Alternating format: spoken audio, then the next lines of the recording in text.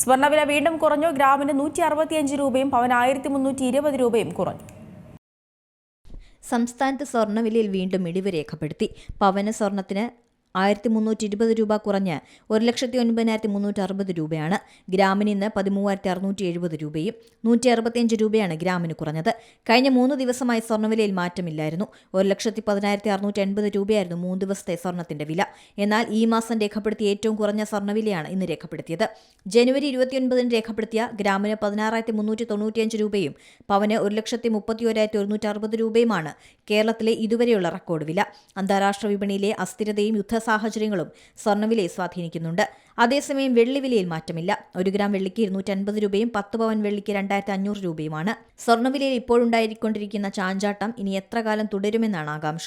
പശ്ചിമേഷ്യയിലെ യുദ്ധം ഇനിയും നീളുകയും ആഗോള സാമ്പത്തിക മാന്ദ്യത്തിലേക്ക് കടക്കുകയും ചെയ്താൽ നിക്ഷേപകരെല്ലാം സ്വർണ്ണത്തെ ആശ്രയിക്കും. എന്നാൽ ഇറാൻ, ഇന്ത്യ അടക്കമുള്ള രാജ്യങ്ങളിലേക്ക് ഇന്ധനം കടത്തിവിടാൻ ഹോർമുസ് തുറന്നത് നിക്ഷേപകർക്ക് പ്രതീക്ഷ നൽകുന്നു. Business desk, Zee Malayalam news.